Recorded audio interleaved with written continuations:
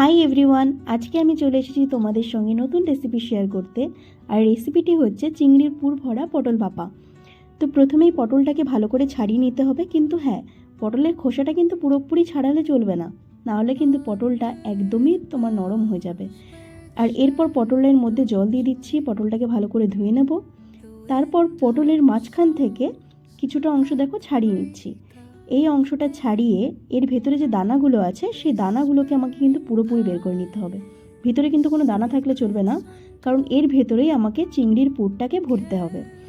আর আরেকটা কথা, যেটা কিনা আমি পটলটা যে ছাড়ালাম সেই অংশটাকে কিন্তু আমাকে রেখে দিতে হবে। এরপর পেঁয়াজ টমেটোগুলোকে ভালো করে ধুয়ে ঝিরিঝিরি করে পেঁয়াজ কেটে নিতে হবে। পেঁয়াজ কাটা হয়ে গেলে ঝিরিঝিরি করে একই রকমভাবে পুরো টমেটোগুলোকেও কেটে নেব। আর সাথে হ্যাঁ, অবশ্যই কয়েকটা লঙ্কা চেরা লাগবে। গ্যাসটা ধরিয়ে দিলাম। এরপর কড়াইটা যখনই গরম হয়ে যাবে তারপর কড়াইতে তেল দিয়ে দিতে হবে। একটু ওয়েট করব তেলটা গরম হওয়ার জন্য। তেলটা গরম হয়ে গেলে দেখো এখানে রেখে দিয়েছি চিংড়ি মাছ, যেটা কিনা খোসা ছাড়িয়ে রেখেছি। তার মধ্যে লবণ, পরিমাণ মতন হলুদ দিয়ে ওটাকে ভালো মতন মিক্স করে নেব। এরপর যখন এটা ভালো করে মিক্স হয়ে যাচ্ছে, কড়াইতে চিংড়ি মাছগুলো ছেড়ে দেব। তারপর একটু নাড়িয়ে চাড়িয়ে যখন ভালোভাবে চিংড়ি মাছটা ভাজা হয়ে যাবে, এই যে দেখো কোন ভাজাটা হয়ে গেছে, তো এবার মাছগুলোকে তুলে নেব।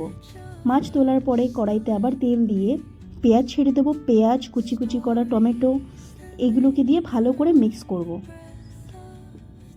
পেঁয়াজ টমেটোটাকে ভালো করে লাল লাল করে ভেজে তারপর তাতে মিক্স করতে হবে আদা রসুনের পেস্ট।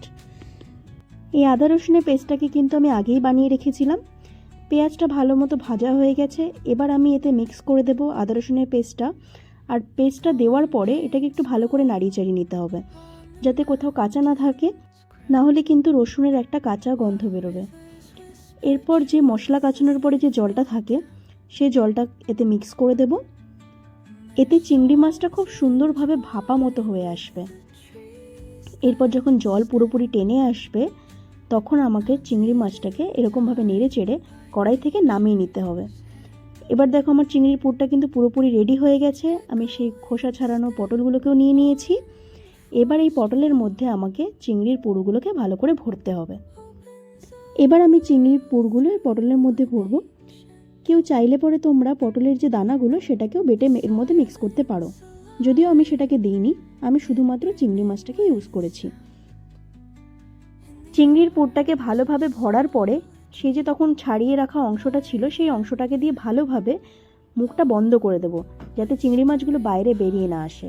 এরপর একে একে সবকটা পটল রেডি করে নেওয়ার পরে তার মধ্যে অল্প পরিমাণ লবণ, হলুদ আর যে চিংড়ি মাছ কিছুটা এক্সট্রা থেকে যাবে সেগুলো সব কিছু দিয়ে মিক্স করে নেব। মিক্স করে নেওয়ার পরে পটলগুলোকে আরেকবার করে কড়াইতে হালকা তেলে অল্প আঁচে ভেজে নিতে হবে, কিন্তু তাহলে পটলের টেস্টটা আরও বেশি সুন্দর আসবে। পটলটা অল্প পরিমাণ ভাজা হয়ে গেলে তারপর চেরা কাঁচা লঙ্কা আর কাশ্মীরি লঙ্কা গুঁড়ো দিয়ে এটাকে একটু জল দিয়ে ঢেকে রাখতে হবে।